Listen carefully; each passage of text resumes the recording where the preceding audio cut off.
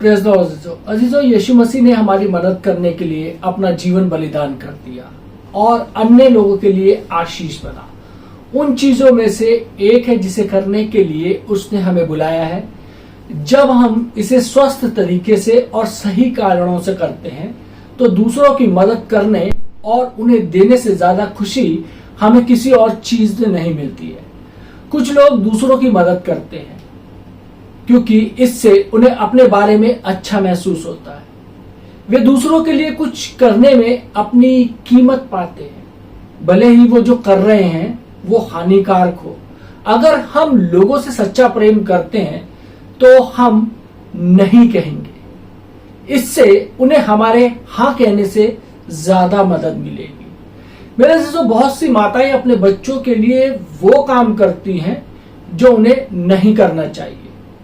मैंने माताओं को अक्सर ये कहते हुए सुना है कि वे उनसे इतना प्रेम करती हैं कि वो अपने बच्चों को मना ही नहीं कर पाती हैं। माताएं सोचती हैं कि वो अपने बच्चे की मदद कर रही हैं, लेकिन वास्तव में वे उन्हें, जिसे कह सकते हैं कि चोट पहुंचा रही होती है, घायल कर रही होती है। मेरे अजीजों, हमारे उद्देश्यों का इनाम मूल्यांकन दर्द हो सकता है, लेकिन ये हमारे द्वारा किए गए सबसे अधिक मुक्तिदायक कामों में से एक हो सकता है। हम जो काम करते हैं वो पूरी तरीके से मूल्यहीन हो सकते हैं यदि हमारे द्वारा उन्हें करने का कारण गलत है। मेरे दोस्तों, परमेश्वर से ये पूछने का प्रयास करें कि आप जो बहुत सी चीजें करते हैं वो क्यों करते हैं, विशेष करके वो जो आपके जीवन में तनाव लाती है या जिसे कह सकते हैं कि तनाव बढ़ाती है, और वह आपके सामने जो प्रकट करता है उससे आप आश्चर्यचकित हो सकते हैं। मेरे अजीजों, अगर हम ऐसे काम करते रहते हैं जो उन्हें बार बार घायल करते हैं तो परमेश्वर से हमारे घायल प्राणों को ठीक करने के लिए कहना बहुत अच्छा नहीं है।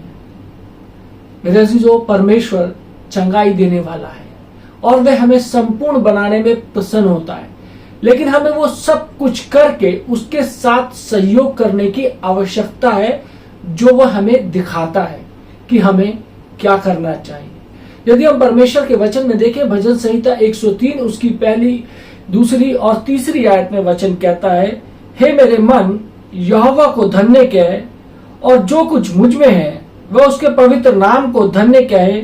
हे मेरे मन यहोवा को धन्य कहे और उसके किसी उपकार को ना भूलना। वही तो तेरे सब अधर्मों को क्षमा करता है और तेरे सब रोगों को चंगा करता है। मेरे अजीजों, जब हम एक लंबी और शायद असुविधाजनक यात्रा प्रारंभ करते हैं तो ये हमें ये विचार में मदद करता है कि जब हम अपने गंतव्य तक पहुंचेंगे तो ये कितना अद्भुत होगा। मेरे अजीजों, जब यीशु क्रूस पर चढ़ाए जाने और क्रूस पर मरने के दर्द का सामना कर रहे थे तो बाइबल कहती है कि उसने अपने सामने रखे पुरस्कार की खुशी के लिए इस दर्द को सह लिया। इब्रानियों 12 बाब और उसकी दूसरी आयत में इस वर्ष को हम पढ़ सकते हैं। मेरे अजीजों, मेरा मानना है कि वो पुनरुत्थान और इससे परमेश्वर के बच्चों को मिलने वाले सभी लाभों के बारे में सोच रहा था। वो स्वर्ग में अपने पिता के दाहिनी ओर और अपने उच्च स्थान पर लौटने की आशा कर रहा था जहां वो पहले से था। मेरे अजीजों, हमारे पापों का भुगतान करने और हमें अपने अंदर और उसके मध्य से एक नया जीवन प्रदान करने के लिए आने से पहले एक दर्दनाक यात्रा के अंत को शुरुआत से देखने से हमें आने वाली मुश्किलातों में पीछे नहीं हटने की हिम्मत और मदद मिलती है, क्योंकि आपने अभी तक अपनी यात्रा नहीं की है, इसलिए आप उन सभी आशीषों से अवगत नहीं हो सकते जो आपका इंतजार कर रही है। मेरा दोस्तों, इसलिए जब आप एक स्वस्थ प्राण पाने की दिशा में परमेश्वर के साथ काम करेंगे तो मुझे आशा है कि मैं आपको यह देखने में मदद करूंगा कि क्या क्या आपका इंतजार कर रहा है। मेरे अजीजों, क्या एक घायल प्राण आपको बीमार कर रहा है? हालांकि सभी बीमारियां निश्चित रूप से हमारे प्राणों के घाव के कारण नहीं होती हैं, उनमें से कुछ ही होती हैं। कई लोगों के प्राणों के चंगे हो जाने के बाद उन्हें शारीरिक चंगाई का अनुभव होता है। बहुत सारा दर्द और बीमारियां उस तनाव के कारण होती हैं जिससे हम झेलते हैं, जो परमेश्वर ने हमारे लिए कभी नहीं चाहा था। यह उसकी इच्छा, शांति और आनंद है जो दोनों अच्छे स्वास्थ्य को बढ़ावा देते हैं। लेकिन शैतान केवल मारने, चोरी करने और नष्ट करने के लिए आता है। यूहन्ना 3 यूहन्ना 1 उसकी 2 आयत में वचन कहता है कि हे प्रियो, मेरी यह प्रार्थना है कि जैसा तू आत्मिक रीति से उन्नति कर रहा है, वैसे ही तू सब बातों में उन्नति करे और भला चंगा रहे। मेरे दोस्तों, इस वचन में हम अपने प्राण और शरीर की चंगाई के बीच एक संबंध देख सकते हैं। जितना बेहतर ये हमारे प्राण के साथ करेगा, उतना ही बेहतर ये हमारे शरीर के साथ भी करेगा। जितना अधिक हमारे प्राण ठीक होंगे, उतना ही हम शांति और आनंद से भर जाएंगे। जो हमारे अंदर है वो हमारे अंदर से बाहर निकलता है। इसलिए यदि हमारे प्राणों में दर्द है तो यह अक्सर हमारे शरीर में दिखाई देता है, और इसी तरह यदि हमारे प्राणों को शांति मिलेगी तो वे हमारे शरीर में अपना रास्ता बना लेंगे। मेरे अजीजों, परमेश्वर हमें सिखाते हैं कि प्रसन्न हृदय हमारे जीवन में एक अच्छी औषधि की तरह काम करता है। यदि हम देखें नीति वचन 17 उसकी 22वीं आयत में परमेश्वर का वचन कहता है कि मन का आनंद अच्छी औषधि है, परंतु मन के टूटने से हड्डियां सूख जाती हैं। इस सरमन की शुरुआत में मैंने जो धर्म ग्रंथ साझा किया है, यह उस सत्यता की खोज करता है जो हमारे प्राण प्रभु को महिमा दे सकेंगे, तो हम पाप और उसके दुख से मुक्ति का अनुभव भी करेंगे, और इसमें बीमारी से चंगाई भी शामिल हो सकती है। मुझे संदेह है कि हम दुर्व्यवहार और मानसिक और शारीरिक तनाव के हमारे स्वास्थ्य पर पड़ने वाले नकारात्मक प्रभाव का ठीक से कभी पता भी लगा पाएंगे। मेरे अजीजों, भावनात्मक तनाव हमें दैनिक जीवन के लिए आवश्यक ऊर्जा को निचोड़ देता है, पूरी ऊर्जा खींच लेता है। शायद आपने कभी महसूस नहीं किया होगा कि आपके प्राण की स्थिति आपके शरीर को कितना प्रभावित करती है, लेकिन वे निश्चित रूप से निकटता से जुड़े हुए हैं और एक दूसरे को बहुत प्रभावित करते हैं। इसलिए चंगाई की अपनी यात्रा जारी रखते हुए आप जिन 2 चीजों की आशा कर रहे हैं, वो है बेहतर स्वास्थ्य और अधिक ऊर्जा। मेरे दोस्तों, जब यीशु पृथ्वी पर थे तो उन्होंने नियमित रूप से लोगों को उनकी बीमारियों से ठीक किया, और आज भी हमारा वो चंगाई देने वाला है। मेरा मानना है कि सभी चंगाइयां परमेश्वर की ओर से आती हैं।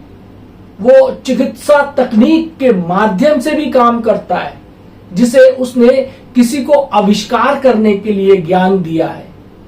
ये वो हमें एक बदलाव दिखाता है जिससे हम अपने शरीर में चंगाई का बढ़ावा देने के लिए करने की आवश्यकता है, या वो चमत्कारिक ढंग से काम कर सकता है। जब डॉक्टर कह देते हैं ना कि अब मैं कुछ नहीं करता, तो वहां से परमेश्वर जो है वो चमत्कारिक ढंग से काम करता है, और वो कर सकता है जो कोई और नहीं कर सकता।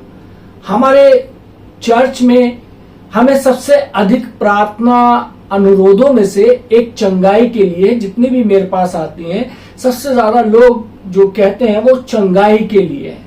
और यदि आपको शारीरिक चंगाई की आवश्यकता है, तो मैं आपको अपने शरीर के साथ साथ अपने प्राणों में काम करने के लिए परमेश्वर पर भरोसा करने को प्रोत्साहित करना चाहता हूं। मेरे दोस्तों, जब आप अपनी स्वयं की चंगाई की प्रतीक्षा कर रहे हैं, तो जरूरतमंद लोगों तक पहुंचना और उनकी मदद करना बुद्धिमानी होगी। मैं अक्सर पाता हूं कि यदि मैं अपनी समस्या स्वयं हल नहीं कर पाता, तुरंत परमेश्वर मुझे किसी और की मदद करने की क्षमता अवश्य देता है। मेरे दोस्तों, जब हम दूसरों की मदद करते हैं तब हम बीज बो रहे होते हैं जो हमारे जीवन में आशीष की फसल वापस लाता है। पवित्र शास्त्र के इन वचनों पर विचार करें और मुझे लगता है कि आप सहमत होंगे। भजन संहिता 41 उसकी 1 से 3 आयत में कहता है, क्या ही धन्य है वो जो कंगालों की सुधि रखता है। विपत्ति के दिन यहोवा उसको बचाएगा, यहोवा उसकी रक्षा करेगा, उसको जीवित रखेगा और वह पृथ्वी पर भाग्यवान होगा। तू उसको शत्रुओं की इच्छा पर ना छोड़, जब वह वब्दी के मारे शैया पर पड़ा हो तब यहोवा उसे संभालेगा। तू रोग में उसके पूरे बिछोने को उलटकर ठीक करेगा। मेरे अजीजों, आत्मविश्वास एक स्वस्थ प्राण का दूसरा साइड इफेक्ट है। परमेश्वर चाहता है कि हम उसके प्रेम में सुरक्षित रहें और विश्वास करें कि जब तक हम जानते हैं कि हम उसमें कौन है, हमें जीवन में जो कुछ भी करने की आवश्यकता है वो कर सकते हैं। जो मुझे सामर्थ्य देता है उसमें अर्थात मसीह में मैं सब कुछ कर सकता हूं। अर्थात मैं उसके माध्यम से किसी भी चीज के लिए तैयार हूं और किसी भी चीज के बराबर हूं जो मुझ में शक्ति भरता है। मैं मसीह की पर्याप्तता में आत्मनिर्भर हूं। पौलुस कहता है ये बात। मेरे अजीजों, मैं इस वचन पर मनन करते नहीं थकता। इसका वादा अद्भुत है। हम डर के साथ जीने को इस आत्मविश्वास के साथ जीने में बदल सकते हैं कि हम जीवन में किसी भी चीज के लिए तैयार हैं। मेरे अजीजों, हमारा आत्मविश्वास इस पर नहीं होना चाहिए कि हम क्या कर सकते हैं, बल्कि इस पर होना चाहिए कि यीशु हमारे माध्यम से क्या कर सकता है। बिना किसी संदेह के ये जानना कि हमें बिना शर्त प्रेम किया गया है, हमें वो काम करने का साहस देता है जिनमें से हम डरते हैं। हम सीखते हैं कि जब हम गलतियां करते हैं तब भी परमेश्वर हमसे प्रेम करता है और हमारी मदद करने के लिए तैयार रहता है। नीति वचन 24 बाब और उसकी 16वीं आयत हमें बताता है कि एक धर्मी 7 बार गिरता है और फिर उठ खड़ा होता है। मेरे अजीजों, हम जीवन में नीचे गिर सकते हैं, लेकिन अगर हम मसीह में हैं और हमारे प्राण स्वस्थ हैं तो हम हमेशा फिर से उठ खड़े होंगे। यदि आप अपने दर्द और दुख में पड़े हुए किनारे से देख रहे हैं कि आपका जीवन कैसे बीत रहा है, तो अब समय आ गया है कि आप उठें और फिर से आगे बढ़ें। मेरे अजीजों, आत्मविश्वास आपको ये विश्वास दिलाता है कि आप कर सकते हैं, बजाय इस बात के डरने के कि आप नहीं कर सकते। इससे कोई फर्क नहीं पड़ता कि दूसरे आपके बारे में क्या मानते हैं, क्या सोचते हैं। वास्तव में ये मायने रखता है कि आप क्या मानते हैं, आप अपने बारे में क्या सोचते हैं। हेनरी डेविड थोरो ने कहा है, हमारी अपनी निजी राय की तुलना में जनता की राय एक कमजोर तानाशाह है। मेरे अजीजों, मनुष्य अपने बारे में क्या सोचता है वही उसके जीवन को निर्धारित करता है, या यूं कहें कि इंगित करता है। बहुत से लोग आपके बारे में गलत आकलन करते हैं।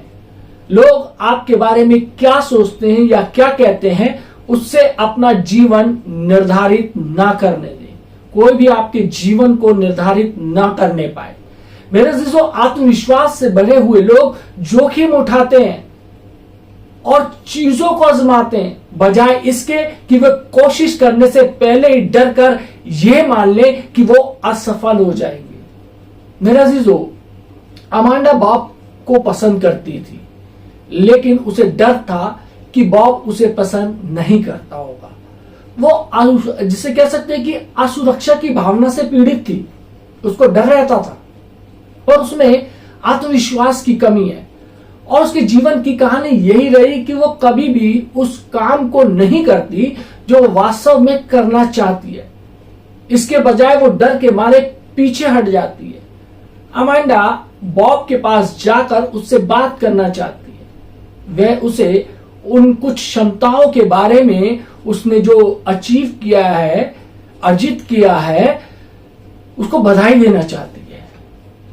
जो उसने प्रदर्शित करते हुए उसे देखती है, लेकिन उसे डर है कि उसे अस्वीकार कर दिया जाएगा। अस्वीकृति के डर के कारण वो उसके प्रति उदासीन हो जाती है और बॉब को लगता है कि वो अमित्र है, ये घुलने मिलने वाली स्त्री नहीं है, बॉब को लगता है, और उसे समझाना मुश्किल है। सोचो क्या हुआ होगा।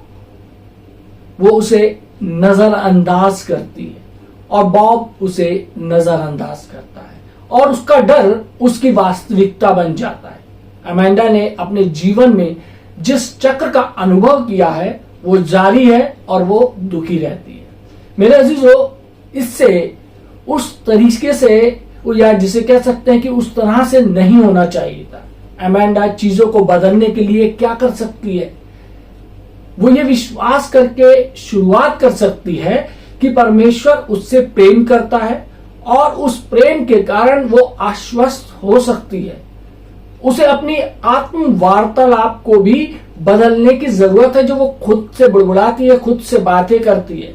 उसने अपना जीवन खुद से हर मुद्दों पर बात करने के लिए बिताया है, लेकिन वो इसे बदल सकती है और खुद को समझाकर इससे बाहर आ सकती है। मेरे अजीजों, विज्ञान इस बात की खोज कर रहा है कि परमेश्वर हमें हमेशा से क्या बताता रहा है। यदि हम अपने वचन के अंदर, नीति वचन के अंदर देखें, 23 बार उसकी 7वीं आयत में लिखा है, क्योंकि जैसा वह अपने मन में विचार करता है वैसा वो आप है। ये सत्य है मेरे अजीजों। जैसा विचार हम अपने बारे में करते हैं, सोचते हैं, यदि आप अपने मन के अंदर भय उपजाएंगे तो आपके जीवन के अंदर भय आएगा। यदि आप अपने जीवन के अंदर बहादुरी वाले काम करने के, जिसे कह सकते हैं कि उन बातों को शुरुआत करेंगे, उपजाएंगे, तो आप बहादुरी के काम करेंगे।